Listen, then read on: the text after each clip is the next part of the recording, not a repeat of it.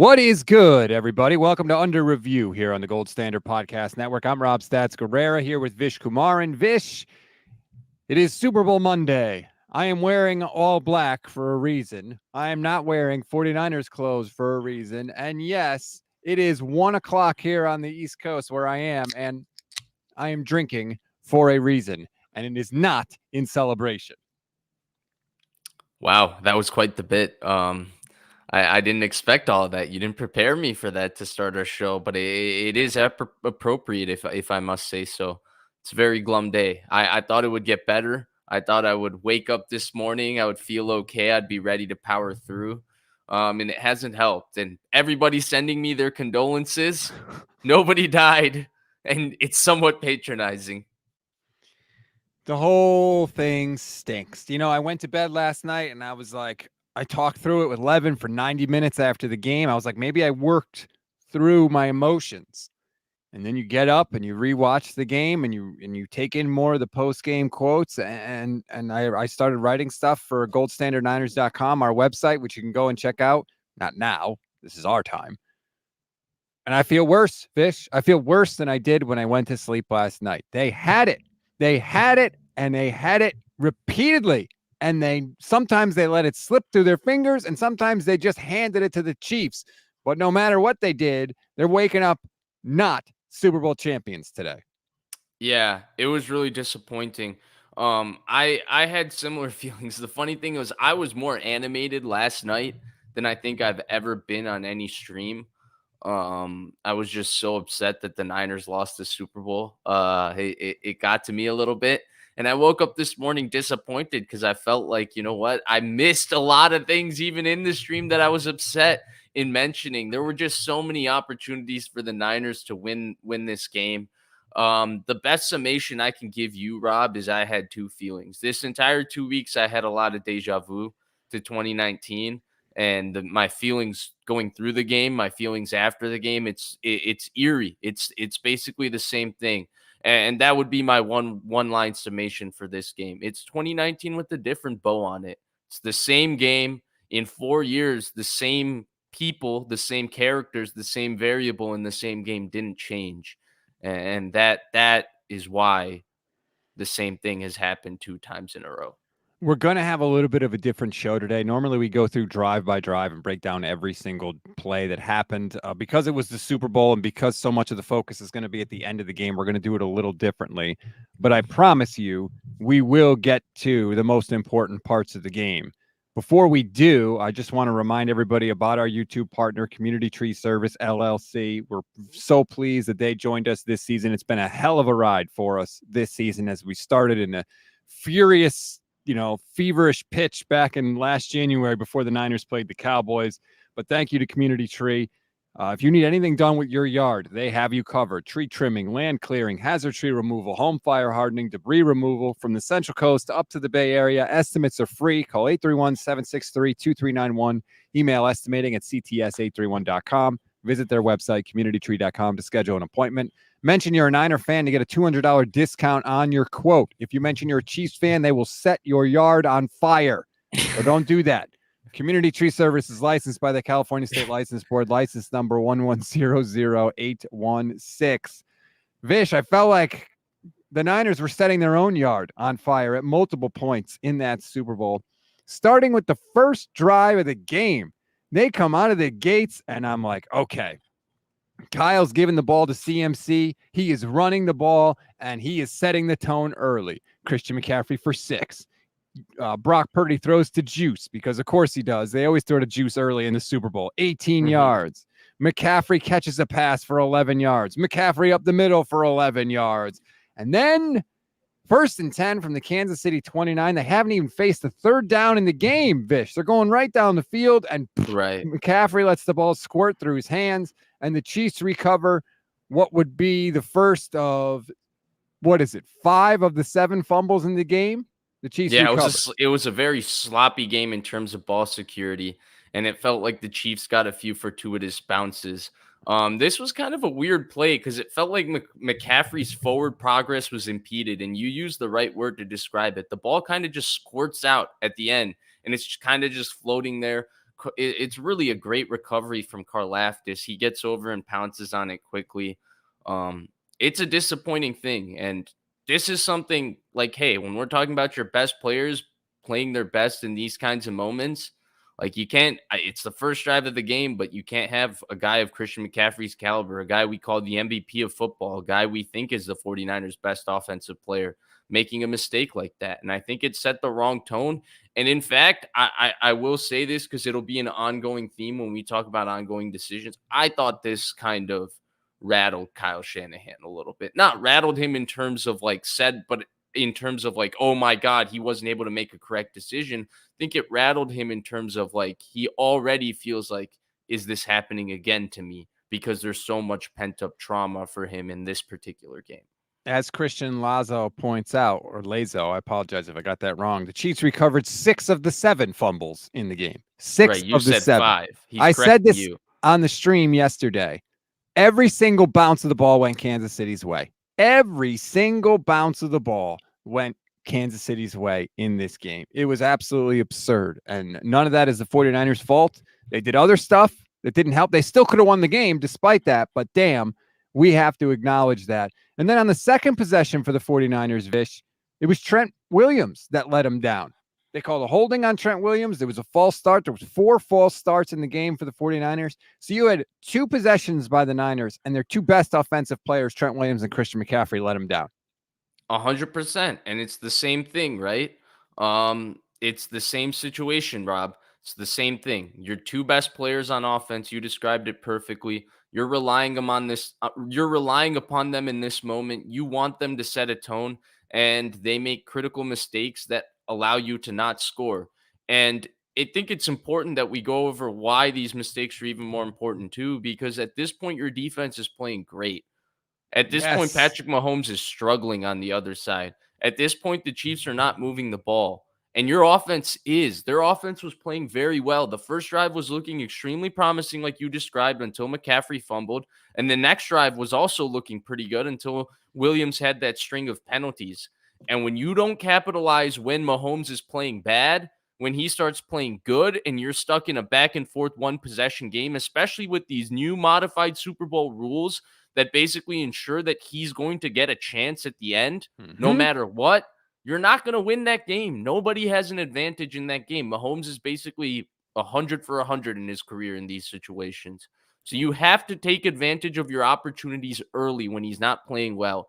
It's the difference in the Tampa Bay Super Bowl, the one Mahomes lost, versus the 2 Niners Super Bowls. All 3 of those games followed a similar script where the other team was dominant in the first half. The difference was Tampa Bay took a lead that Mahomes couldn't overcome, an insurmountable lead. The Niners didn't do that, and that's the difference in this game. And if there was a team he couldn't have come back with, it was this one. They showed that all year. The 49ers' first possessions in the first half: fumble, punt, field goal, punt, touchdown.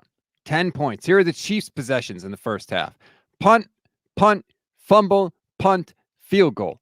You have to get more than 10 points out of that. You have to. You just have to. And the longer the game was close, the more it benefited the Chiefs because they had the better quarterback in the end. Roberto Davis says Niners have proven they can't win with a trash O-line. Fix it. There were so many plays in this game. Whenever the Chiefs needed a big pass rush, they got it. Chris Jones, I'm so sick of that guy, man. He knows how to wreck the 49ers game plan. He made a big play every time the Chiefs needed one. Chris Jones was right in the middle of it every single time. I agree. And he does that in every game, right? He did that to the Bills too. The play that Josh Allen missed to Khalil Shakir, he hits Josh Allen and disrupts it. So that's just Chris Jones's MO. I think what's missed there also is that the Chiefs O-line struggled in this game too. Especially early. Players, right? Their edge players got whipped up by Nick Bosa. Chase Young played great. Randy Gregory played a very good game. They were missing their best offensive lineman, all-pro guard Joe Thuney, and their interior offensive line struggled. Javon Kinlaw played very well. Kevin Givens played very well. Niners got a quality rush from Robert Beal. Did anybody even know Robert Beal was going to play today? They got a quality rush from him against Donovan Smith. The difference was on critical downs. Why are we not talking about the quality rushes of Nick Bosa? Because number 15 ran. He put the cape on. in those critical downs. That's why. And so they can fix their O-line, and I think they need to, especially at right tackle, because it's not just their inability to block individually. They also had protection busts. Like Spags broke their protection a few times and got free runners in on Purdy. But they also needed somebody, whether it was Purdy, whether it was McCaffrey, whether it was Debo, whether it was Kittle, whether it was Brandon Ayuk. They needed somebody to match the level of superhero that was going on the other side, and nobody stepped up. Everybody was just kind of solid or kind of or kind of not contributing. The stars did not step up for the 49ers, and I hate the list, so I'm not going through the list anymore. We all know them. Too many. You know who stepped up? Juwan Jennings stepped up. Awesome performance. Christian McCaffrey was good. I know he had the fumble, but Christian McCaffrey was fantastic in the game. He was very good, yeah. But it's maddening. JCG 1987. Shanahan will be Andy Reid if and when the 49ers let him go. He'll start a dynasty somewhere else. Keep Shanny as long as you can. I'm in the same spot with him. I am in the keep Shanahan. I'm not in the fire Kyle Shanahan camp. I am not. But Vish, he butchered it again. He doesn't learn from his mistakes. He thinks he did everything right in the game. That's my problem, is that he thinks he did everything right. He's happy with the decisions he made. And all you got to do is look at his post-game quotes, and they boggle the mind, Vish. I don't understand them. I'm not going to be as upset about his post-game quotes because I think that's a tough spot for anybody to talk right after losing that game, to be honest up front, to really internalize and give honest answers to the questions. So you say a lot of things in that moment, but you also have to understand what he's gone through before. What troubles me way more than that, Rob, about Shanahan, and this is someone I'm a huge fan of, evidently. I mean, I've been accused of being too much of a fan of Shanahan at times. Like, I feel like that's my most common criticism when I stream. Like, you like Shanahan way too much. You're not hard on him enough. There was no change. The guy, what has improved about the guy? He lost the same game again with a different bow on it. And what frustrates me is the way Brock Purdy played yesterday, is the way that me and so many other people who love Kyle Shanahan and defend Kyle Shanahan is, if the quarterback played like how Brock Purdy played yesterday, they would have won in 2019. That was the only issue with 2019. The quarterback was terrible. Well, the quarterback played fine yesterday. Certainly good enough for them to win. And they lost the game almost in the exact same fashion. And that's what's frustrating. If that super chat, I think, nails it. I'm kind of in this weird situation where I say don't fire Shanahan. I think Shanahan is what gives the 49ers credibility. I think Jed York lucked into hiring Shanahan, and since he hired Shanahan, now things look good and dandy with the 49ers. But Shanahan's the guy behind all of that. Jed York is clueless on what he's doing. That is my opinion. So I think things would go awry for the 49ers if they fired Shanahan, whatever. So I'm not in that boat. But I also think Shanahan might be in a situation where he needs to go to another place. He needs to go through getting fired maybe for him to make the necessary changes and ultimately get over the hump. So I'm kind of conflicted because I think the Niners are in a really, really weird spot, but you don't compete for this long over and over again and expect to have an opportunity the next year. They've had so many opportunities at this thing, and this was the best one. You had a Chiefs team coming into this game missing an all-pro, a guy who had 7 sacks in 10 games, and their starting nose tackle. You had the Niners coming into this game with all the Avengers fully healthy. Yes, they lost Dre Greenlaw. Tough injury, so unlucky, but this was the healthiest the Niners have ever been at this point in the season. Everything was going their way this season. They had the 1 seed. They played at home. This was the year. The variables don't fall in place. We've seen in the other years. We complained about what didn't fall in place in the other years. This was the year it all fell into place, and that guy still did it to them in the same exact way of 2019, man. Here is the trouble. Kyle Shanahan is the reason the 49ers are as good as they are, but he's also the reason they haven't won the Super Bowl. And that is a fact. He is the cause of and solution to all their problems. He can fix the issues that he has, but the problem is you have to admit you have a problem in order to fix it. And Kyle Shanahan has not admitted that there's a problem. And we can, I feel bad skipping ahead, but we're talking about Shanahan, so let's just get to it, Vish. In overtime, Kyle butchered first of all, he takes the ball first. He takes the ball first, and his explanation for taking the ball first makes no sense to me whatsoever. And I have a long article on this on our website, goldstandardniners.com. I just wrote it this morning. And as I was writing the article, I was just getting more and more upset. Asked why he took the ball first, he said, "It's just something we talked about. None of us have a ton of experience with the new overtime rules, but we went through all the analytics and talked with those guys, and we decided it would be better. We wanted the ball third. If both teams matched and scored, we wanted to be the ones who had the chance to go win. We got that field goal, so we knew we had to hold them at most to a field goal, and if we did, then we thought it was in our hands after that." Vish, why is Kyle Shanahan playing for a hypothetical third possession in overtime, which more than likely is never going to occur? Because if the Chiefs need a touchdown in overtime, they're probably going to go for two if they get it. This is a backwards explanation from Kyle Shanahan. Yeah, and by the way, I went through some of the comparisons on whether you should take the ball first or you should or shouldn't. There's not much clarity in the analytics community on what you should or shouldn't do in this situation. So I actually had no problems with him taking the ball first as long as he had a valid explanation like, oh, my defense was tired. We wanted to give them rest. Or we felt like we could go on this long drive and really put some pressure on their offense to score. We felt like with our pass rush, with the way our D-line was playing, if we had a chance to pin our ears back with him having to go down and get a touchdown, like that, those are valid explanations. This hypothetical third possession, fixating on it doesn't make sense to me, especially when Chris Jones comes out after the game and said Kansas City had gone through this scenario and it was fully planning to go for two. Had the situation come that the 49ers scored a touchdown and they scored a touchdown, they were going to win or lose that game by going for two. So it didn't matter about the third possession. I don't think Shanahan ever considered going for two. I think Shanahan thought, had I got the ball second and they scored a touchdown, I'm only going to tie it, so they would do the same thing, which is why the third possession is so material to him. And I think it just goes to show that sometimes he's just missing the bigger picture. He's bad at management. He is bad because he always filters everything through a lens of fear, through a lens of what if it doesn't work out? What if we fail? And the fact that he is afraid to fail, Vish, is why he never succeeds, because he always coaches to avoid the worst case scenario, and he never coaches to achieve the best case scenario. You think if Andy Reid scored a touchdown there that he was going to kick the ball off to Kyle Shanahan and let his defense have to stop him again? Or was he going to put the ball in the hands of the best quarterback on the planet right now with 2 yards to go with the Super Bowl on the line? There's no way Andy Reid is giving the ball back to Kyle Shanahan. He's living and dying with Mahomes, and he's going to put his head on the pillow at night, confident that he made the right decision. So Kyle Shanahan taking the ball first in overtime is absurd. And he was specifically asked if he did it to give his defense a rest, which I agree. I would have understood that at least. I could have understood that a little bit because you know the Chiefs are going to have to possess the ball. Right. But he denied that. He denied that. We'll get back to that in a second, but we got a couple super chats here. Warlock says, enough with the gimmick offense. 90% of the time, no team that builds around the quarterback wins the Super Bowl. Though trade all those all-pro players for a superstar quarterback. The Chiefs beat us with 2 AP offensive players.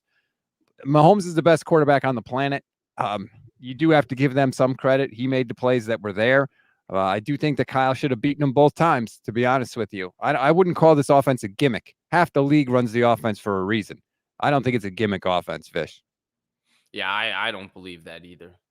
But I do think that at some point we are at a point with the 49ers where this might be a case of insanity. They're trying the same thing, same thing over and over again.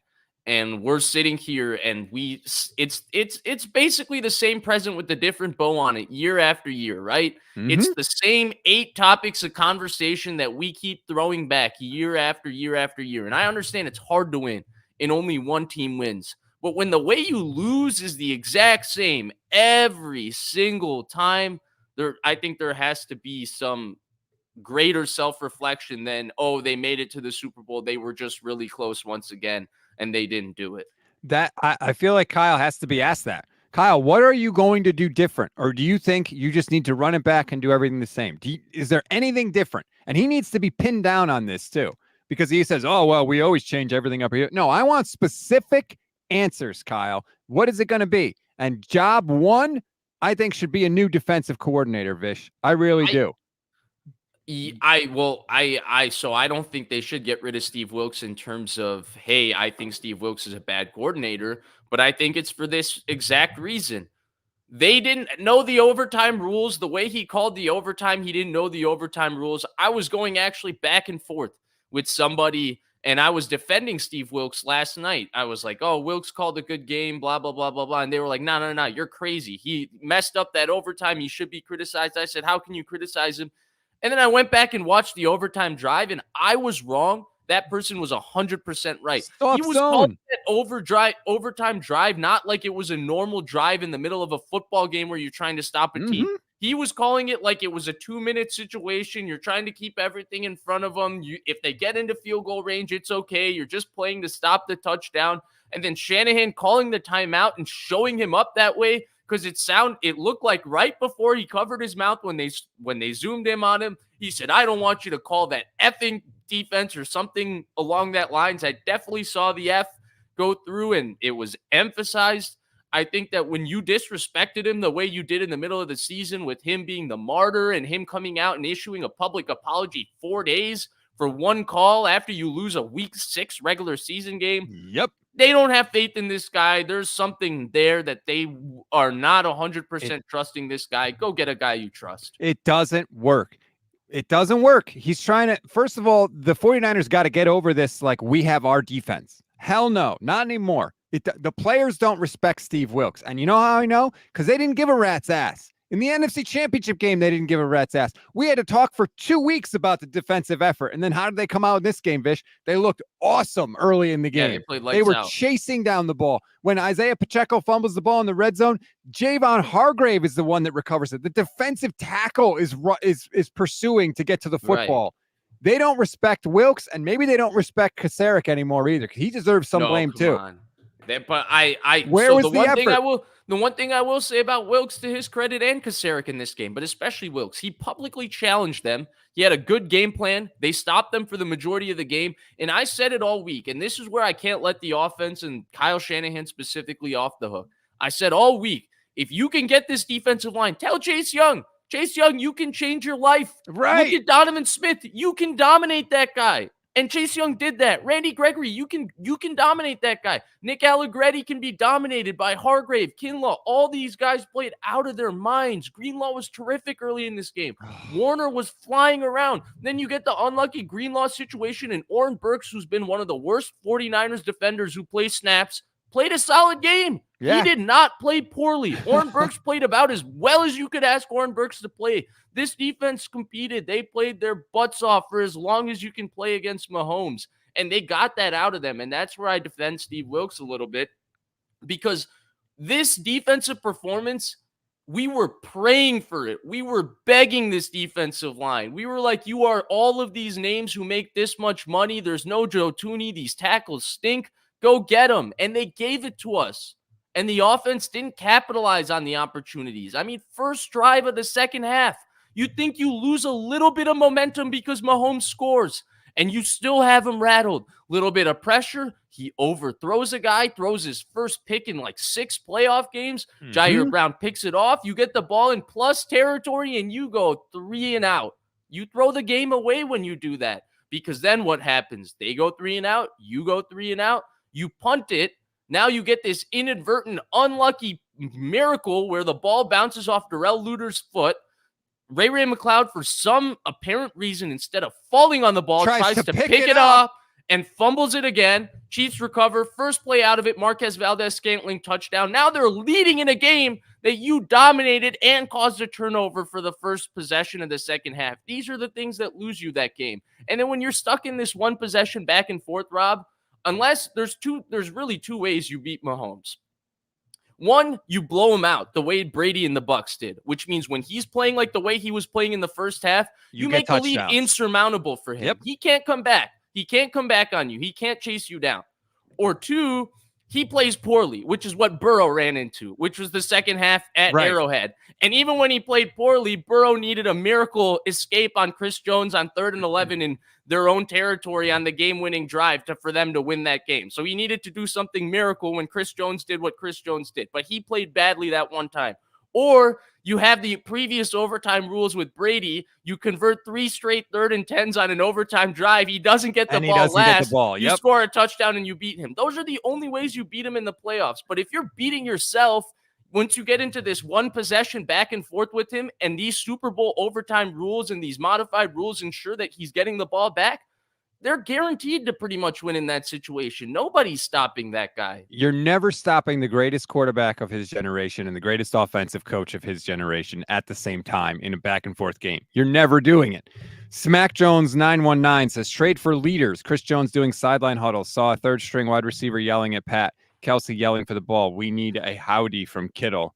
We That get was a howdy Rashee Rice. from That Kittle. wasn't a third string receiver. I mean, look, that's the point though. You had the Chiefs rattled. Chris Jones was holding defensive meetings. The offense was holding defensive meetings. You had it, and you mentioned it, Vish. They get that pick to start the second half. Like the Chiefs are gearing up. Here we go. We're making our comeback, and then boom, Mahomes makes a mistake. Shout out to Jair Brown, who's been nothing but great since he filled in for Talanoa Hufanga. I don't know why Kyle Shanahan benched him. Kyle Posey tweeted that he told Kyle Posey that he was going to intercept a corner route from the post, and he did it. That is amazing. And not only do they not do anything with the ball, Vish, they go backwards because what happens? Incompletion on first down, penalty on second down, and then you're behind the sticks. And Kyle refused to run the ball on second and long. And so that's what happened, right? The first 2 drives of the second half, people are talking about the no runs. How they get themselves to situations on no runs is, for whatever reason, as usual, a false start penalty for this offense is a drive killer, right? You get 1 false start penalty you get an incompletion, you try throwing it on first down, okay, it didn't work. 2nd and 10, I'm assuming it was going to be a run play, but now false start. So now you can't run the ball. You got to throw it, right? You got to throw it because it's 2nd and 15. You can run the ball, right? Though. You can't. But this team can't overcome 2nd and 15, right? Marquez Valdez-Scantling can lose 7 yards instead of gaining 5, and in the next play, the Chiefs can have a new set of downs. But this team cannot, do anything when there's a false start penalty. So the false start penalty kills that drive. You don't run it there, whatever. The next drive, you come to throw it on first down, massive negative play. I think Chris Jones gets pressure, he busts through on a bootleg. He doesn't fall for the run fake. He gets straight through, and they drop it off to Juwan Jennings, and Juwan Jennings catches it and gets hit right away and loses 8 yards, I think. You get into 2nd 18. Again, you get out of a run situation. Both times, I feel like, but Vish, I guess maybe we can look back and say you should have called run on first down, but it's also them making plays to put you in that situation. But why can't you, first of all, why can't you run on first down? And I know somebody tweeted out, oh, well, look at the box on first down and those plays. Like, I don't care. Run into don't let the defense dictate to you what your play call should be. Run the ball. And then, okay, you don't want to run it on first down? Run it on 2nd and long. Why can't you run it on 2nd and long? That I've been thinking about, because that should be a fair question. Like, why not just run it there? Why go through a second incompletion on 2nd and long and feel that rattle and feel that pressure? Why not settle the game, draw a play to Christian McCaffrey? 6 yards, 4 yards, 3 yards. Right. Oh, I don't know why Kyle's like, well, we can't run it. Like, you let the defense, again, dictate to you. Let me just read the third downs in this game, Vish. 3rd and 19. Go ahead. My bad. 3rd and 19, 3rd and 9, 3rd and 14, 3rd and 9, 3rd and 15, 3rd and 11, 3rd and 10, 3rd and 5, 3rd and 2, 3rd and 5, 3rd and 13, 3rd and 2, 3rd and 4. They converted 3 of those third downs, and they also got a flag in overtime on 3rd and 13 that gave them a first down. The average down distance on 3rd down was at least 9 yards. It was actually a little over 9 yards in the game. That's why they couldn't sustain drives, because they would have 12.8 at one point in the game. They showed they lowered it with the last few 3rd and shorts you mentioned. They had an incompletion on first down, and they would have a negative play on 2nd down, either because of a pass or a penalty, and then they were cooked on 3rd down. And why were they cooked on 3rd down? Because this offensive line, Levin said it last night, and he's 1,000% right. They can't pass protect. They cannot pass protect, and so every 3rd and long is impossible. Well, they busted the protection. There's 2 things to it, right? They weren't also getting open in the back end. They busted the protection, and here was my big issue. Why the hell did they throw at Snead and McDuffie as much as they did? Like, you can blame Debo and Ayuk, especially Debo. I've seen Debo get a lot of criticism. I didn't feel like Debo ever got involved in the game. I felt like Debo spent a lot of time running in motion without getting the ball in this game. And then I thought Debo got hurt. Now, I also didn't think Debo played well. So I think it's all three of those things. But Snead and McDuffie do this to everybody. So why are we trying them? Did the Chiefs throw at Mooney Ward once with one of their crappy receivers? Yeah, I don't Did think they so. throw at him once with one of their crappy receivers? Did they Why- throw at Warner? They Why threw at can't- Oren Burks. Why can't the receivers get open against these guys, though? Like, that can they're be a thing, too. Like, Jerry Rice 100%, got open against 100%, Deion Sanders, you know? 100%. Like, But you know, when you're on 3rd and 10, 3rd and 11, like you mentioned, quarterbacks under pressure, like this is when you need something exceptional from somebody needs to run an exceptional route. Brandon Ayuk did a couple of times. Purdy hit him, made a couple of nice throws, but you needed Purdy to do something special, right? This is where Mahomes' legs started becoming a bigger part. That's why they were 9 for 19 on 3rd down, which is the big difference in the game when you look at 9 for 19 versus 3 for 12. So I think that those are the things to it. There was one call, though, to Debo that I thought was egregious. One of the 3rd downs right after he pulled his hamstring. And I don't know about you, Rob. I thought he was done. I was shocked he came back in the game. The way he pulled up, I thought he really pulled his hamstring. He collapsed. He was done. Right. He was not going to come back into this game, blah, blah, blah, blah, blah. He comes back. They then throw a big in route for him, and Trent McDuffie plays with inside leverage and man coverage the whole time. And Debo has to beat inside leverage on an in-breaking route, which means that Trent McDuffie is going to be inside of him, and he has to beat him to the inside 2 plays after he hurt his hamstring on 3rd down. It was 3rd and 8, whatever. Like, these were the little things that I thought, like, why are you trying this? Why are you going to Debo right after he hurt his hamstring? And it was a terrible route. McDuffie almost picked it off. It looked disgusting. But these were some of the situational things that I found frustrating. I agree with you completely, 100%. I want to get to some of the super chats because people have been waiting. There's over 500 people watching right now, which shout out to everybody. Appreciate it. Like and subscribe to both channels, the Gold Standard YouTube channel and Vish's YouTube channel. Just search Vish Kumaran. It comes right up. JCG 1987. You never go full Dan Campbell, but in overtime you should. McCaffrey should have been given 2 runs to get a first instead of settling for a field goal. We can get to that right now, Vish. Yeah, let's go. Because I know you had some stuff to say about this. Well, first of all, I want to say I was so proud of Kyle Shanahan because earlier in the game, Kyle did what he never does, which is he went for it on 4th down. It's 13-10 Chiefs. It's the 4th quarter, and the 49ers are facing a 4th and 3 at the Kansas City 15-yard line. And how many times have we seen Kyle Shanahan trot out the field goal kicker in that situation? And I've screamed about it forever. And instead of doing that in the Super Bowl, Kyle Shanahan said, no, we're going for it. Because he told the CBS crew before the game, Super Bowls have to be taken, not just handed. So it was like, great. And he had a chance to put his money where his mouth is, and they went for it. And who did he go to? He went to one of the studs in Kittle, and Kittle got the first down. And 2 or 3 plays later, they were in the end zone for a touchdown, and they had the lead again. 100%. Yes.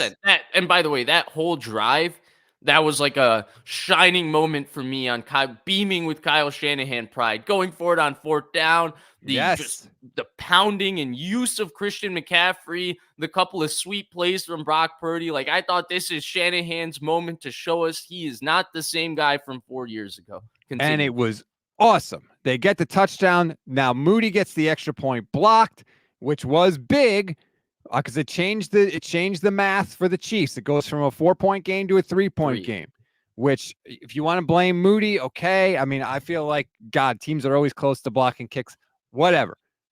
Chiefs get the ball back. Niners defense holds them to a field goal. Okay, it's tied. We go to overtime. And the Niners are driving down the field again, and they're giving the ball to Christian McCaffrey. And I'm like, yes, okay, Kyle's figured it out.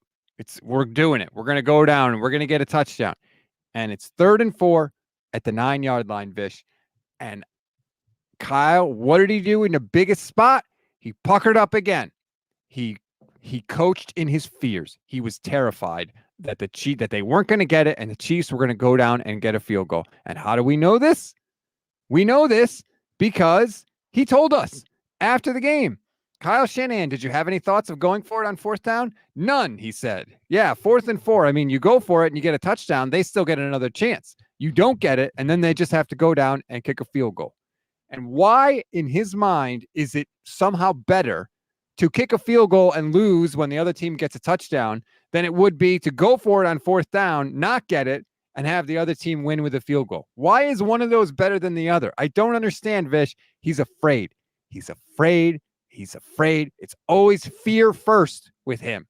Always. If you don't get it, they got to go 91 yards to get a friggin' touchdown, or I guess shorter because they would only need a field goal. But you know what I'm saying.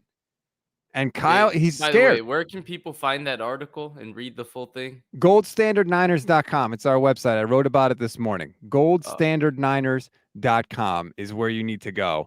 And I think what should have happened is that he should have run it on 3rd and 4, because you can still kick the field goal if you want. But if you run it, number one, you might get the first down or a touchdown. Who knows?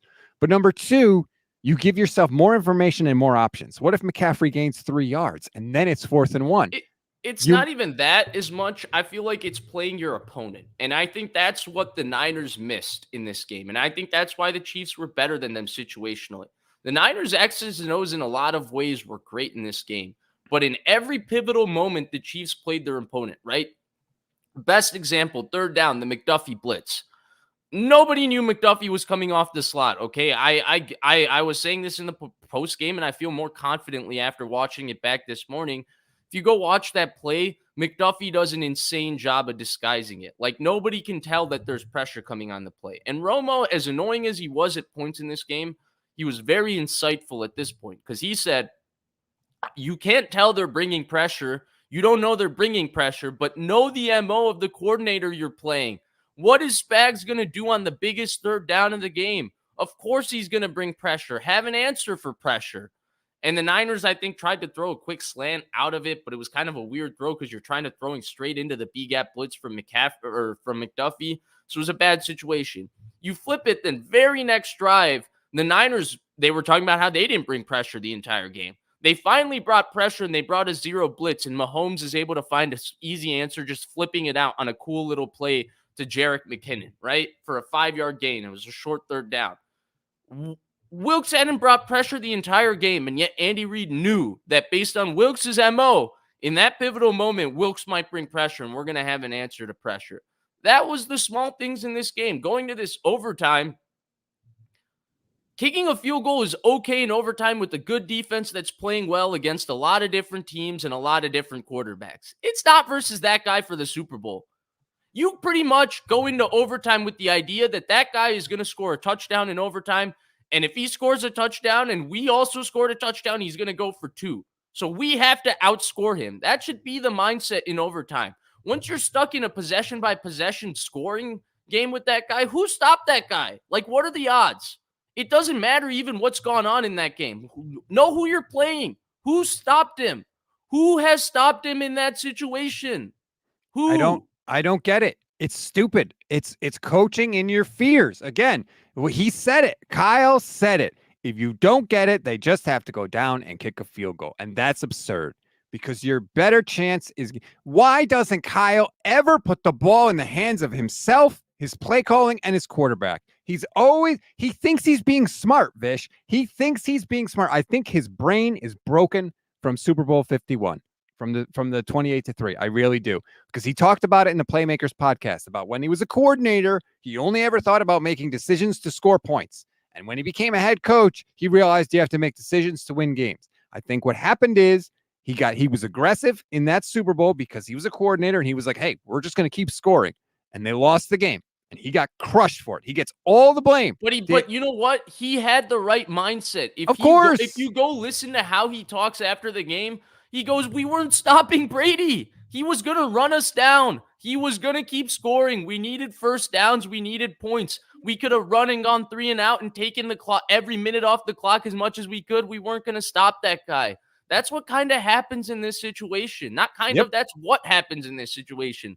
The Niners defense stopped him for as long as they possibly could. They had him rattled for longer than anybody has had him rattled at any point this season. He eventually is going to figure it out, and you weren't going to stop him. That was going to happen. It was exactly what happened in 2019. That's what's annoying. He talked about how he's got to make decisions now as a head coach to win the football game. I think he's scarred from that. I think he thinks he's being smart and taking emotion out of it, Vish, but he's not. Dude, recently, since these new rules with all the passing, what's the one team that's beat Brady or Mahomes in the Super Bowl other than Brady or Mahomes? In the Eagles, who did every single thing. They unloaded everything. They didn't beat him. They beat Brady. No, the throwing Eagles for didn't. 500 yards. The Eagles didn't. Oh, I see. Oh, so I thought you were talking about the Chiefs. This is My the bad. Doug Peterson game, right? He wrote the book Fearless After. They understood they were playing with house money in that game. You're playing Brady. If you try to play an execution game, Brady's going to out execute you. That's Mahomes. You got to take your chances. He thinks that changing your mind in the middle of the game is letting your emotion cloud your judgment, but it's not, because once the game kicks off, Vish, you have extra information that you didn't have when you were coming up with this grand plan. You didn't know that Deebo Samuel was going to pull a hamstring. You didn't know that Dre Greenlaw was going to pop an Achilles. You didn't know that George Kittle was going to miss the final drive. You didn't know how Steve Spagnuolo was going to play your offense. But isn't it the opposite? Wait, I want to hammer this point because you'll love this. Isn't the opposite of what he talks about with analytics? This is the same guy who says you can't prepare for any situation analytically. You got to feel it out. You got to feel it. Well, no, if you sit there and prepare and you know that in these situations, based on these numbers and these odds, you're going to do this, then why would you change your mind on the spot based on the feel of the game? So there is something to that. He craps on analytics all the time, yet he has no feel for the game, which is the opposite of analytics, which is what all the opponents of analytics say is you have to have a feel for the game. He doesn't have either. Like, he went for it on fourth down earlier, which was awesome, which was the right call, but then he doesn't go for, like, what is governing these decisions? It's absurd. It is absurd. Let's get to some of the super chats because people have been waiting. And Eric Dowling. Why? He said because of who we were playing. I understood we needed to score a touchdown because of who we were playing. He said that, to be clear, he said that because of going for it on fourth down. He said, yeah, that's not something we would normally do, but because of who we were playing, we did it. So, like, did the Chiefs change quarterbacks going into overtime? Like, what? Why would that change, Kyle? He got scared, Vish. He got scared. Eric Dowling says, Kyle's had 7 years to win a Super Bowl. He's failed 3 times. Well, no, you can't say that. He's had 7 years with San Francisco. He's failed twice. You can't count the Falcons one against him. Once with Atlanta, twice with the Niners. Stop defending him. He has to go. Who are you getting to replace Kyle Shanahan if you want to fire him? I just want to know, Eric. Who are you getting? Belichick, the guy that everybody says can't coach without Tom Brady? Like, who are you getting? Let me ask you this question, though, because I think that's the exact question, right? The Niners have little credibility. Kyle Shanahan gave them a lifeline. He's built this organization to now the positive optics. It's all Kyle Shanahan, John Lynch. It's not Jed York. It's those two guys. Yep. Here's the thing, though, right? Does he feel any pressure or urgency about his job because Jed York is so beholden to him? And I think that's the separate question, right? Because if you want to do the Eddie D, Jed York thing, well, Eddie D put so much pressure on Bill Walsh, who I think many people view as the greatest coach ever. He quit. He quit. Exactly. Right? He drove the guy out of football. Like, that's how obsessive he was in putting urgency on Bill Walsh. Jed York, on the other hand, is doing America's game the week before the Super Bowl with how in 2020 Deebo was shaking in a season they didn't even win the Super Bowl. Deebo was shaking about wanting to compete or something like that. Hell, Vish, he said before they even played the Super Bowl, no matter what happens, I'm not firing Kyle Shanahan. There's no pressure on Kyle Shanahan to adapt or change in any way. Because, and I would say the problem with that, it's not a Kyle issue. It's that Jed has nothing going. Like, Jed is credible because of Kyle. Jed cares. All he cares about is that the stadium sells out, that they go to the playoffs, and that the money comes in. Jed York is a terrible owner. He's a terrible owner. The second things get good, he starts flapping his gums. And when things are bad, Jed's the source that the national insiders go to. How do I know this? Because I worked with the national insiders. I can tell you it's Jed. The leaks come from the top. Maxine LaFlamme says, Jed would never do it, but he should force Kyle to hire an OC. Get your head out of the play sheet and manage the game. He's got to go to school, Vish. And he's not going to, because he thinks he did everything right. He's happy with how it went. He thinks he made all the right decisions in the game. he's in a situation where he needs to have his Andy Reid situation now. I think Reid was always open to finding and discovering a talent like Mahomes. I don't know if Kyle is necessarily as open or has the eye for quarterbacks that Reid seems to have, but he needs Mahomes to come save him with the game management stuff. Yep. He needs a guy who's going to make him right no matter what. And you know what? Purdy was good. He was good enough to win in that game. But again, it wasn't just Purdy. So I don't want to just say it was the quarterback because they have enough stars on their offense. We can list through them. They needed somebody on their offense to do what Mahomes was doing, which was go above and beyond and put a Superman cape on. And Let, whether it wasn't Purdy, it wasn't McCaffrey, it wasn't Debo, it wasn't Ayuk, it wasn't Kittle. Nobody did that for him. Levin said it yesterday. If you want to say Mahomes was the reason they I'm sorry. If you want to say Purdy was the reason they lost, what's the play? Tell me the play he screwed up. The Debo throw. I think that the Debo throw was touchdown. Chris Jones was crashing down on top of him. Right, but that's the one. Well, we got a guy wide open. There's pressure on you. Go make that one difficult Mahomes play. didn't make that throw either. The Super Bowl though. Mahomes didn't make that throw either. Vish. He didn't. The low snap that he missed Rashee Rice and threw it to Kelsey instead on the 2-second play. Okay, that's one. Like that didn't win them the Super Bowl. That didn't get them any points. But like no. But if you're saying like he missed the touchdown, like that was a walk-in wide open touchdown. They got him wide open. I mean, okay, but like Chris Jones is crashing down, and I think if Debo doesn't have a pulled hamstring, he catches that ball. I think the fact that Debo had the pulled hammy, he couldn't get. I don't know if I agree with that, but that's close. But either way, we're talking about the margins in this game. Like that's what it comes down to. They have a guy who consistently makes those kinds of plays, the runs. I mean, he ran for 60 yards by himself. His running was the difference in this game. Keith Murphy, the unbeaten. Wilkes was the best coach on the sideline yesterday. I mean, they allowed one touchdown in regulation to the Chiefs, and it came after a muffed punt. That's a fair thing. I disagree with a lot of the calls that Wilkes made. Criticism is tough. But that is a fact. But it's also deserved, right? And that's where I got it wrong yesterday. Whoever you are in the comment section, please call me out so I could apologize to you personally. Because when I went back and watched, what the hell was he doing in overtime in that first drive? But is that a Shanahan issue that his defensive coordinator is not prepared for the rules of overtime, or is that a Wilkes issue? I think that's a question too, because Shanahan is the head guy. Exactly. The buck stops with you. It has to. It absolutely has to. Edgardo Rosario, DC did his job. Kyle Choke, one score, one trick play. I mean, he called the trick play. Like, give him credit for that because he doesn't call trick plays that often, and it worked perfect. And shout out to Juwan Jennings, who not only unbelievable performance. He catches the ball and he looks straight downfield, and then he turns to throw to McCaffrey, and he takes a shot too. He got destroyed on the play. And it's a far throw. It's a really far throw. 53-yard pass across the field. Shout out to him. Adam K says, in regulation with 2 minutes left, 3rd and 5, Kyle needs to call his best play. This is 4-down territory. Then he goes for a field goal. Can't give the ball back to Mahomes. That's on Kyle. Again, I thought that was a situation where you could have run it. Run it. If you gain no yards, you can still kick the field goal. If you gain a few yards, maybe you have a play that you like in short yardage. It's not a must-pass situation. That's the frustrating thing. We got another comment here. Smack Jones says we need to go get Eric Bieniemy as offensive coordinator.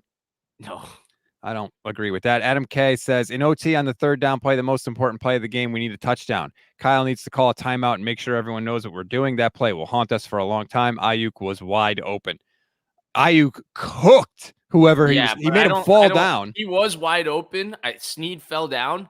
But I don't think he was getting the ball, and they had the conversion open to Jennings as well. Jennings was open too. Yep. I have 2 questions to you about the play. The one thing I thought about is, yes, complete protection bust. Chris Jones unblocked, never should happen. He's bearing down on Purdy. Right. What are you doing, down on Purdy? He blocked nobody. He made contact with nobody on the play. He's bearing down on Purdy. One, I didn't like the long developing nature of him having like the pseudo play action with the jet motion coming across and then him coming across. Like it's 3rd and 4. If you're going to throw, just go drop back quick game to me, especially because you think they're going to put pressure on you regardless. And so I felt like it didn't even give him a chance to look or get the throw off because by the time he pulls the ball out, Jones is on him because he was free. So that's one.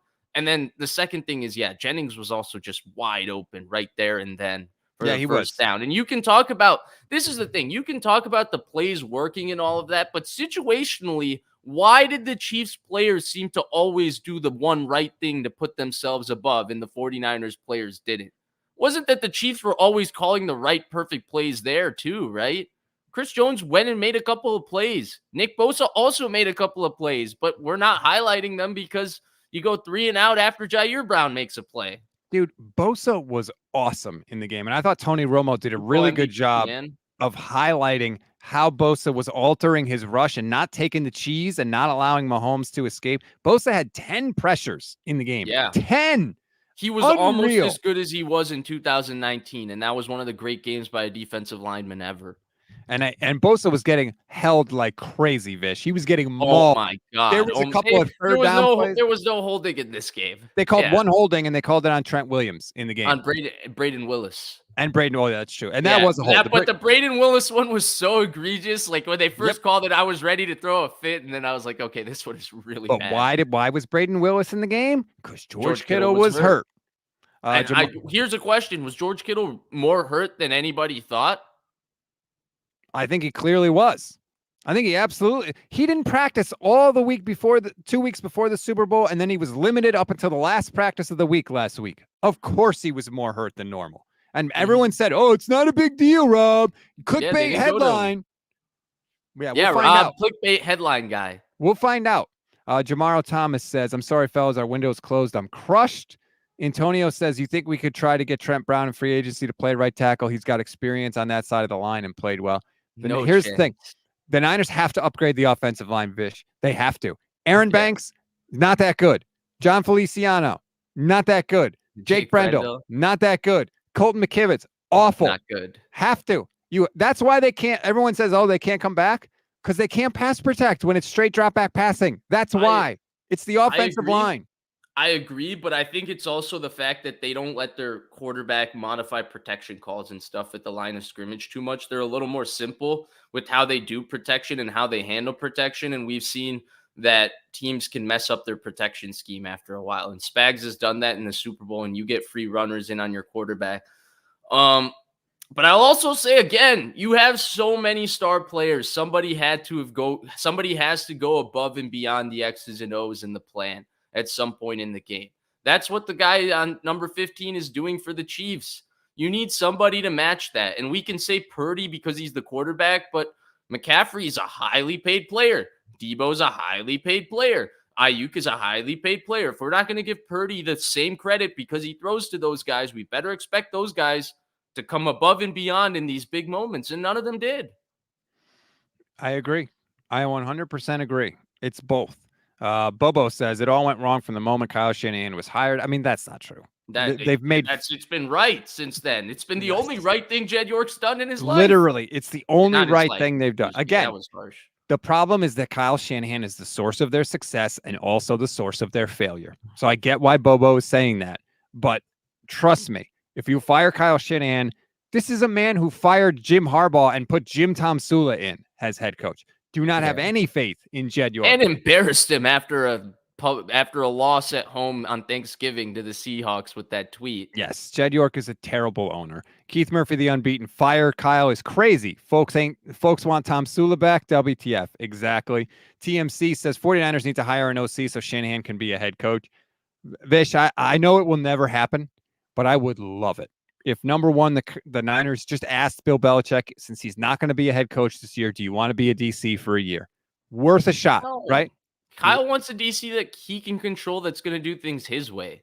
Well, but his way doesn't work, Vish. His way doesn't work. It's failed again and again and again in the biggest moment. What makes Kyle is that if you're going to believe in Kyle and you're going to believe he gets over the hump, then you got to let Kyle do what he does. He's gotten you this far, and you got to let it. Otherwise, you just got to part ways and go in a different direction. No. But I don't think you can make Kyle 50% of Kyle and get those kinds of results. That's what the definition of management is, Vish. That sometimes who's going to manage Kyle? Jed York? Well, that's why you need an owner to do it. Sometimes you need a guy that can manage, that can play the orchestra. That hired Mike Singletary in the locker room? Look, I get before it. the season ended. But the idea that you just have to cede full control to Kyle and you can't ever limit Kyle in any way, you can't have it where the second most powerful guy in the organization is Mike Shanahan. And that's where we are right now. The only guy that can talk sense to Kyle is Mike Shanahan. And the problem with that is Mike probably agrees with everything Kyle did because Mike's 1,000 years old and the game has passed him by. And that's just the truth. That is the truth. There is no one left to try and get Kyle Shanahan to adapt or change in any way. So we are going to be here a year from now, and we're going to be talking about the same stuff unless it's like the Avengers. Remember when Doctor Strange says, I watched 3 million possible futures. How many did we win? Million, 1. Million. Whatever it is. If the 49ers get one very specific game script, they can win in a Super Bowl. If they don't get that, they'll never win. I agree. That I agree with. I think that you're absolutely right about. And last thing on the offensive line, the Chiefs' offensive line was terrible in that game. They missed Tooney. Allegretti got dominated. Their tackles got dominated. There's a reason we're not talking about their offensive line today. 1-5. Niner. I can't believe 0 points. And the Eagles played them with the best offensive line we've seen in so long, just a year ago. This same exact team. I mean, but Mahomes didn't do anything in the first half, and the Niners didn't take advantage. Well, yeah, that's what I'm saying. They didn't close the door on him when they could have. Once you get stuck in the one possession game, Rob, like people think that they have a chance of winning and they're talking about what went wrong. I'm telling you, they lost the game in the first half. Yep. When they didn't capitalize on their opportunity to make the lead insurmountable on the guy, once they were going back and forth possession after possession and he was getting the ball back, to me, they already lost. Nobody wins that game against him. Nobody wins the back and forth with Mahomes. He's always going to find a way to get it done because he's just too dangerous. And they're never going to call penalties either. They're never going to call penalties. So they're going to, the offensive line's going to get the chance to hold. Bam Bam says, I tried to tell you about Wilkes and OT, brother.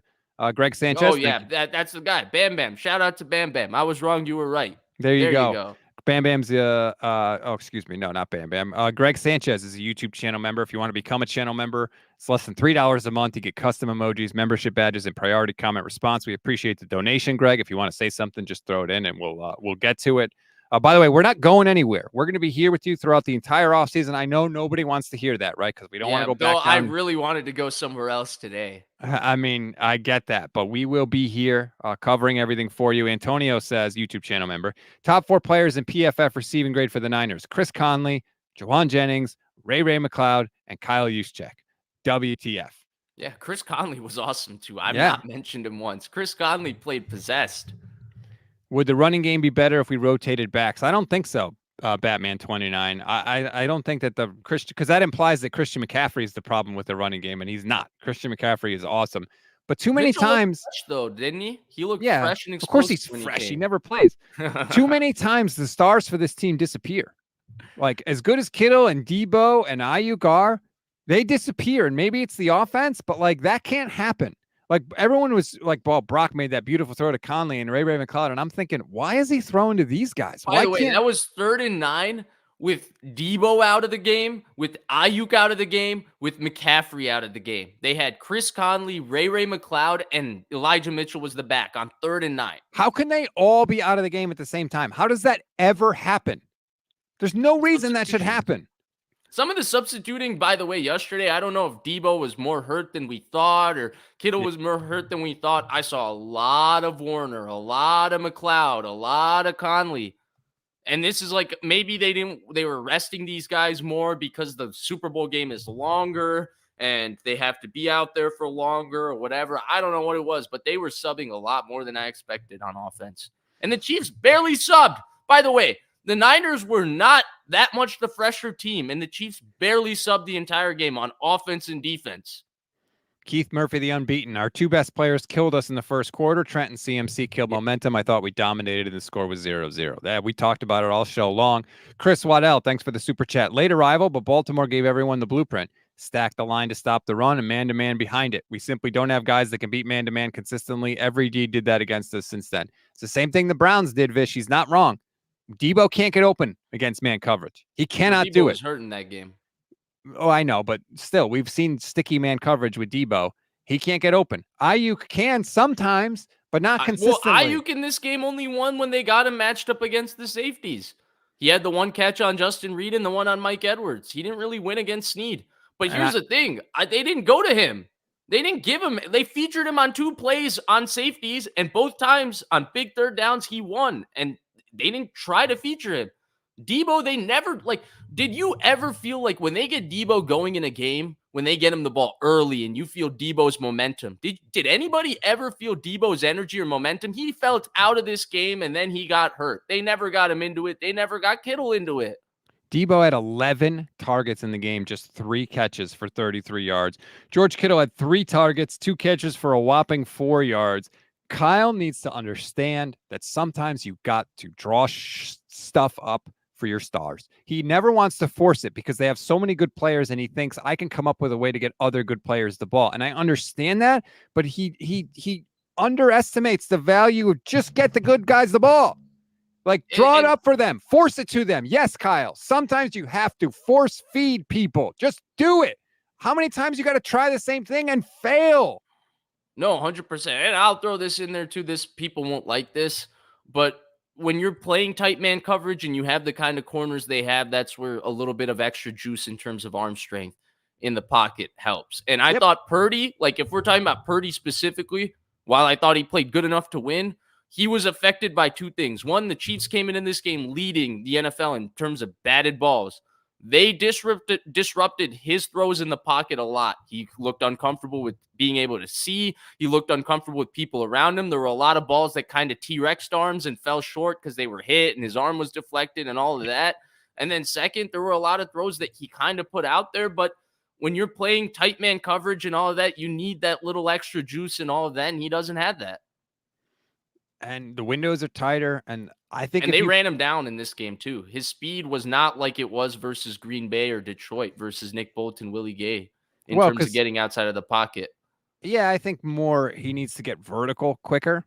You think so? He's got a quick burst, so when he gets vertical fast, he can pick up yards because he gets the top speed, I think. Oh, you're saying he uses his burst, gets out wide, and then he's not. Yeah, okay. He doesn't have like that because he's not super fast, but I think he gets to his top speed very, very quickly. But I honestly, I don't put it on Brock. Like, yes, if you had not at all. Like, yeah, I don't. Maynard says Belichick, Brady, Mahomes, Reed, those coaches welcome player input and they win. Kyle is a dictatorship and we lose. I mean, Brock says that he talks about it with Kyle, but I do wonder, like, does anybody ever feel like Travis Kelce literally crashed into Andy Reid last night and was like, put me in the game, give me the damn ball. I thought he went a little too far. Like, you shouldn't actually. No, that was nuts. That was nuts. But when's the last time we see anybody ever tell Kyle anything? The only time I could ever remember it is when Debo said, Kyle, give me the ball. And Kyle said, thank you for telling me, to his credit. But like, why can't we ever see a guy go up to Kyle, Christian McCaffrey? Hey, Kyle, get me the damn ball. Stop throwing on first down. Like, maybe I'm overblowing everything, Vish, because I'm just upset. But it's not even the welcoming of player input. I'm sure he does that. It just feels like, I don't know. I feel like at what point do you also start to lose faith in this if you're the Niners? Yes. Like, Shanahan is one of the amazing things he's done, and he hasn't gotten enough credit for it, is that through all of the heartbreak, he's kept it together. They've stayed believing. But I feel like this one was a little more heartbreaking than the other one. This was it. Rob, everything was in place. This was it.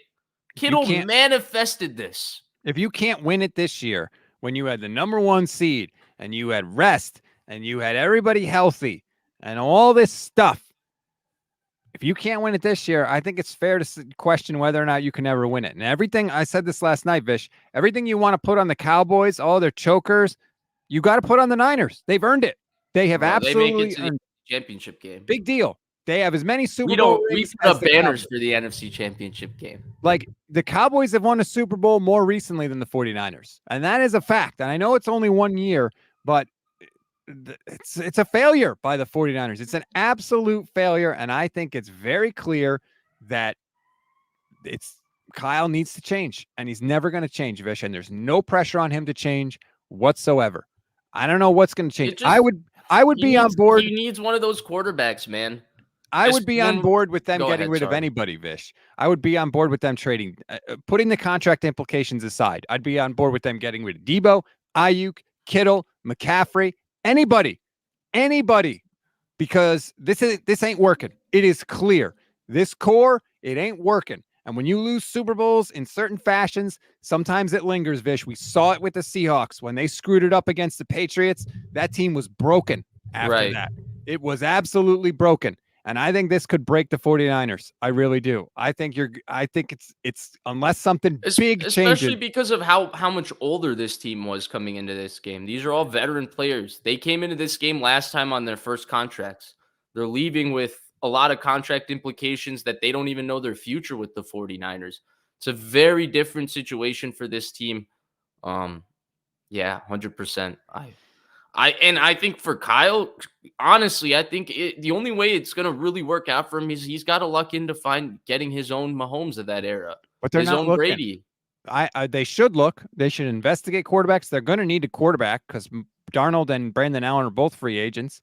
I would let both of them go. I would absolutely look into drafting a quarterback if you're the 49ers. You have to. Well, and there's also what you told me on the phone when I said this to you. Brock's also 24. Brock has time to grow. Brock is going to keep growing. Maybe he becomes that guy eventually for Kyle. Maybe that happens for him over time. He hasn't even had a full offseason. He was hurt. So there's all of these things going into it, but they need that kind of guy.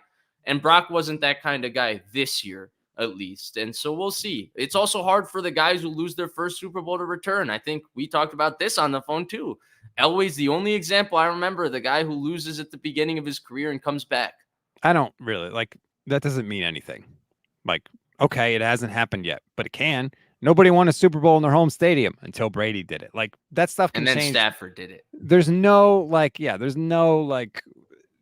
that doesn't mean anything. Elway lost his first 3 Super Bowls and then won 2 straight.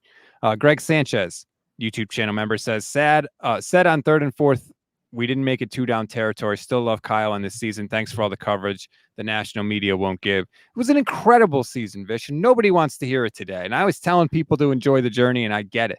And I also get the feeling that this was a failure because it was. And it's a shame that this team is going to be utterly forgotten because it's one of the great 49er teams of my lifetime. They were I know, don't let the end of the movie cloud your judgment. This was one of the great 49er teams of the past 30 years, past 40 years. And they are going to be utterly forgotten because once again, they shot themselves in the foot and they gave away a game they had a chance to win. Yeah. And that I think that's the most disappointing thing. Dude, it's just the fact that it feels like 4 years later, we all waited to watch the same bad movie again. Like the same bad movie. They just changed it around a little bit for us. Like we didn't like it the first time. And you gave it to us now with a little bit of seasoning. You added a little bit of salt. This is like when you say you don't like your food at the restaurant and they stick it in the microwave and hand it right back to you. That's what they did to us with this. 4 years. I thought I was going to feel better today. I really did. Too. And now I feel worse. And I've shied away from some of the national coverage because it's just too painful. And I'm sure our numbers are going to take a nosedive, although I do appreciate the over 500 people that are watching us right now. If you haven't, please like and subscribe to both YouTube channels, the Gold Standard YouTube channel and Vish Kumaran's YouTube channel. You're right about Purdy. He's the 3rd youngest quarterback to ever start a Super Bowl. I think if he won it, he'd be one of the youngest to ever win it. He could be better. He could be much better. He's got an offseason to throw now, to work with guys. And I almost wonder, too, if he has an offseason to just be in Kyle's ear every day, just talking about stuff, earning more of that trust.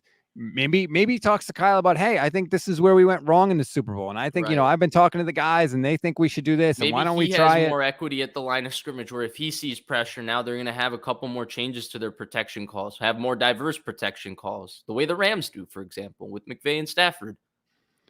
I think you have to change something. And I want answers from Kyle Shanahan on what specifically he's going to change. And if he just gives that general answer, then we know.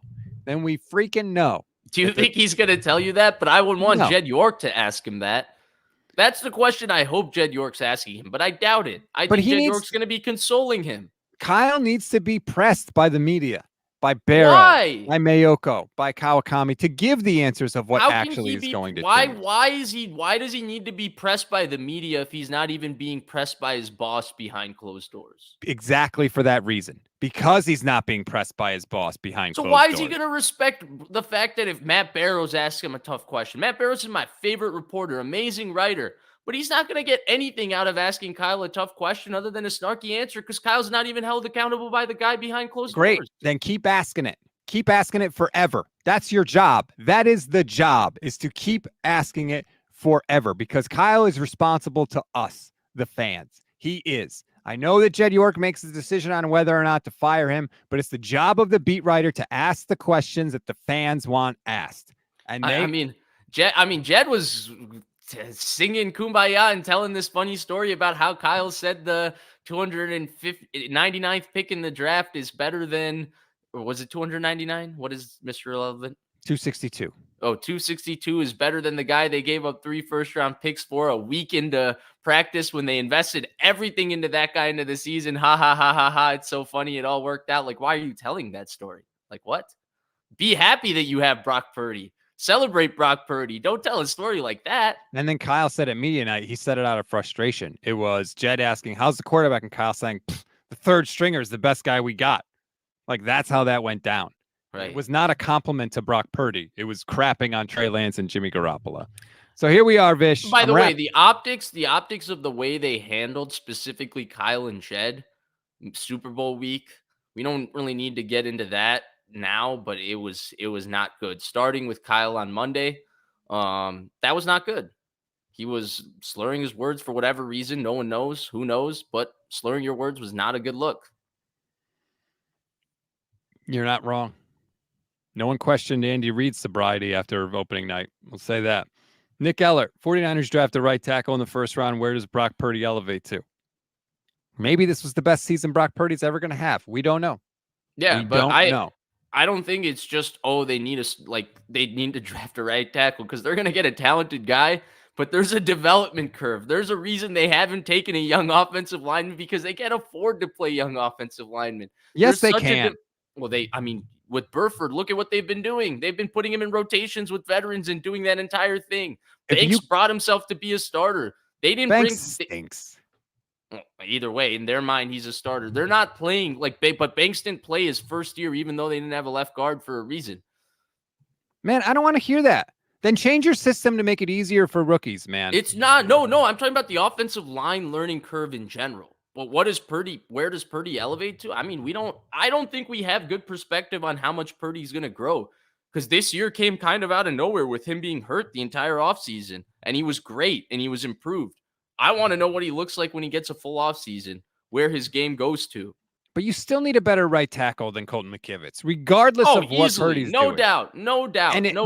You can't tell me there's no offensive lineman in the draft that's better than Colton McKivitz. I won't believe it. There has to be an offensive lineman in this draft that's better than Colton McKivitz. No, I'm saying there will be a guy more talented, but I'm saying that guy is going to have a learning curve that's going to start off ugly too. Very rarely do you have a tackle who comes in and plays like the way, Jonathan Ogden played from day one. Right, but you know what? He still won't be worse than Colton McKivitz on that learning curve. He You won't. think so? I mean, Colton think so? McKivitz wouldn't start for any other team in the NFL. How do I know Denver that? Broncos. He wouldn't start for this one. They cut the his Denver ass. Broncos. And look, I'm not mad at The Colton Denver Broncos. I'm not mad at Colton the Denver McKivitz. Broncos. Yes, I get it. Yeah, Mike okay, McGlinchey. okay, thank you. Come on, you could have laughed. You could have Well, laughed. It was a when good it's one. funny, I laugh.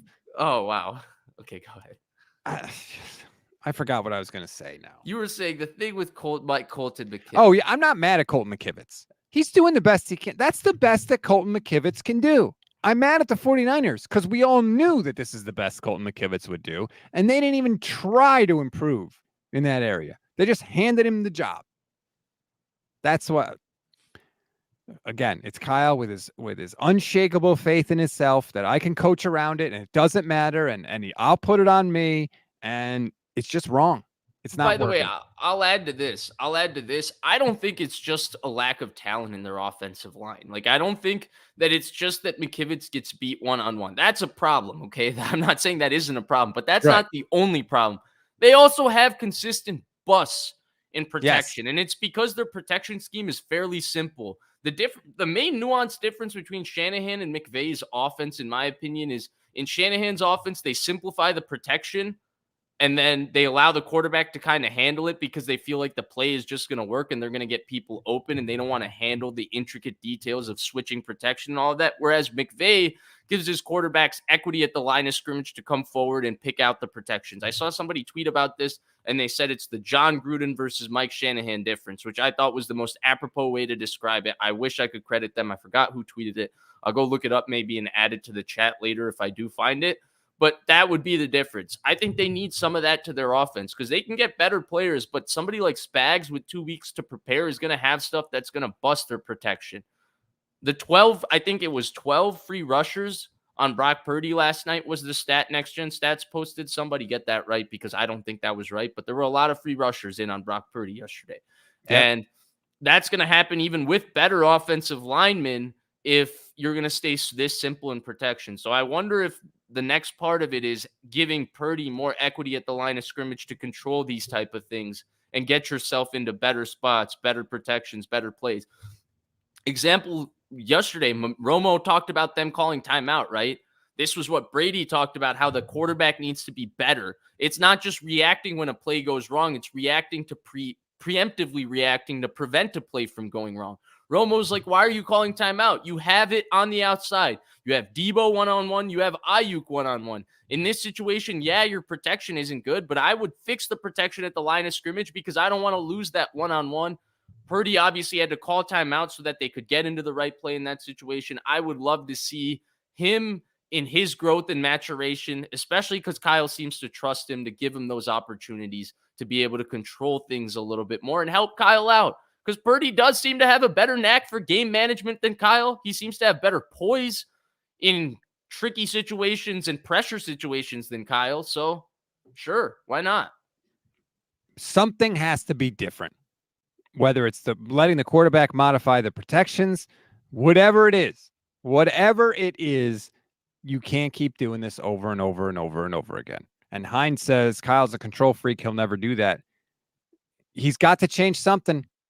They had a turbo package with Matt Ryan. They talk about in the Play Callers podcast. That's what made that offense famous. It was like 8 plays that Matt Ryan called at the line of scrimmage, and they would get you in a personnel mismatch, and they would fuck you in Atlanta. So, like, he's done it before. He did it with the one quarterback he seemingly trusted before their relationship fell apart at the very end. So, yeah. Nick Ellert, YouTube channel member, says Andy Reid didn't change. He got Mahomes. Okay. He drafted Mahomes. But guess what? We're not getting Mahomes. So you got to do something else. Yeah. But Andy Reid also was the visionary who traded up to draft Mahomes. That's true. Sat Mahomes for a year. Kyle could have had Mahomes. Instead, we got Solomon Thomas. He didn't study him. Who cares? Right. He didn't study him. We don't even need to check When you have the second pick in the draft, you shouldn't look at quarterbacks. Right. Like, when you need one. Yeah. Because Kirk Cousins is going to be a free agent in a year. No. It's because you can be at the second pick later. You can just give up 3 first-round picks to get to the second pick to go get a quarterback. You don't need to look at them when you actually have the second pick in the draft. T-Dub says, sorry, Rob, watch the tape. McKivitz had a couple glaring plays, but he held his own with Chris Jones and others throughout the game. You know the thing with the offensive line, I'm so glad T-Dub said it. They actually held up better in the early parts of this game than people realize. Like, they held up for a large portion until Spags started blitzing relentlessly at the end of this game. And that's where it's tough for me to just say, oh, the offensive line, because now you're sending an extra rusher and it's how you handle the blitz. Like, I think there were schematic issues with their handling of pressure. It wasn't just that the offensive line played bad. They held up for portions in this game and they created movement in the run game. It was a grinded out game. Who played better, their offensive line or the Chiefs' offensive line? Neither one I thought played particularly well, to be honest with you. I mean, the Chiefs' offensive line got worked by a defensive line that couldn't do anything the past 2 weeks. Okay, right. So we're agreeing that it was like very close. If we're agreeing both offensive lines were bad, then why are we delineating the offensive line as the reason the result changed in this game? If both offensive lines were objectively terrible in this game, then shouldn't it be a wash? Why would one being worse or one being slightly worse be the difference in the game? Because one team had number 15. Well, That's yes, the difference. of course, I agree that Mahomes is different, but like the Niners' offensive line was not good. It was not good, and it's not been good in must-pass situations. And this is a freaking passing league, and you can't just go along thinking, well, we'll just never get in those situations, and that will That's hide our dumb. weakness. That's just dumb. That's arrogant thinking, and it hasn't worked. It's bit them in the ass again and again and again. Sit there, tell me to watch the tape. Yeah, Eric tell Romero. him, T-Dub. Get him. Get him. Completely agree. Bring in Bill to be the defensive coordinator and have him mentor Kyle at the same time. How does KC players say they talked 3 times about the new overtime rules? Niners players not one time. Belichick would fix Kyle. First, I don't think Belichick is going to be subservient to anybody, but I would still try because I think Kyle could learn Yeah, a lot from him. I think Belichick is not employed because of what you just said. Exactly. Look, I know the Chiefs players said they talked about it. Mecole Hardman, who caught the game-winning touchdown, didn't know that he caught the game-winning touchdown because he didn't know the rules. So I'm sure there are players on both teams that did know the rules and players on both teams that didn't. Does Kyle Shanahan's defensive coordinator appeared to not know the rules? That's the bigger issue to me. Is you could go over the rules to players in a meeting 50 times. If they're on their phone, they're not paying attention, whatever. But your coaches damn well should. And it didn't appear Wilkes knew the rules. The whole thing was a disaster, Vish. It's a freaking disaster, and we're at the bottom of the barrel again. And we got to climb that hill again. And you know what? I don't think they're getting back. I don't. I think they've done it an incredible amount of times, and they deserve credit for doing it because not everybody can do it. But I saw a tweet. Let's see if I can pull up the bookmark really quick. I apologize. Not every team can do this, okay? It's very rare that you have a team that's this good that doesn't win a Super Bowl. In the history of the NFL, there's only been a few, but these runs don't last forever. They just don't. And the 49ers could very clearly be at the end of this run. No, you're right. You're right. And what they've achieved, like you're right. We don't want to overlook that. It's been incredible achievement. But to not be able to cement your legacy, it it it it does take away from how great they've been, and that's a really unfortunate thing. And I agree with you on the OT rules. I felt like they were unprepared, and you can say the Mecole Hardman part, but it felt like the Chiefs had a clear plan. They knew what they were going to do in OT, offensively and defensively. With the Niners, it felt very disjointed, where they didn't feel like they knew what they were doing all the way up to that 3rd and 4, which it felt like, why are you playing for? I don't know. But I didn't feel like they were prepared. Kyle himself, I didn't feel like was 100% sure after the game when he was talking about it on what he was going to do. It didn't seem like something he had fully thought through or was sure about. Here's the tweet I was looking for from Josh Dubow of the AP. The Niners have won 62 games in the regular season and playoffs in the past 5 seasons. The only teams to win more in a 5-year span without a Super Bowl title in the history of the NFL, the Bills from 2019 to 2023 won 63. The Patriots in several 5-year spans from 05 to 13. The Eagles from 2000 to 2004, those are the Andy Reid Eagles, 66 wins. And the Bills, several 5-year spans from 1988 to 1994. Those are the Marv Levy Bills. The greatest teams to never win a Super Bowl title. That's what those are. They're there, yeah. That's where the 49ers are right now. And I don't know that they're ever getting back, Vish. And it's just a gut punch. And I tweeted this last night. And we'll close with this. And you can disagree if you want. I'll get your take on it. All right. I tweeted it last night. I don't even know that a Super Bowl win next year totally erases all this pain. I've seen 3 Super Bowl losses since 2012. I've seen 2 in the last 7 years. I don't think a Super Bowl win next year, as unlikely as it is, and right now I am not picking the 49ers to win the Super Bowl. I don't care that they're the favorites. It doesn't erase the pain of these 3 Super Bowl losses for me. It won't. I don't think it will anyway. It won't erase the pain, but it'll feel so good to overcome that pain. Like, we'll feel our own redemption arc for doing nothing to contribute to the 49ers winning the Super Bowl the way the players in Shanahan would feel that. So I think we would feel like that. I think you're just feeling the downs of them losing and this feeling somewhat over, because how long can it last? How many more chances can you keep getting at it? For me, Rob, the one thing I cannot get over is 4 years later, I feel like all of this, like this, hey, run it back, we were the best team. We waited 4 years to only prove what we knew in 2019, that it wasn't BS. You didn't lose because of hook or crook or a holding call. You lost because you were the second best team on the field. They didn't believe that for 4 years and they got shut up. Revenge tour this, we were hurt.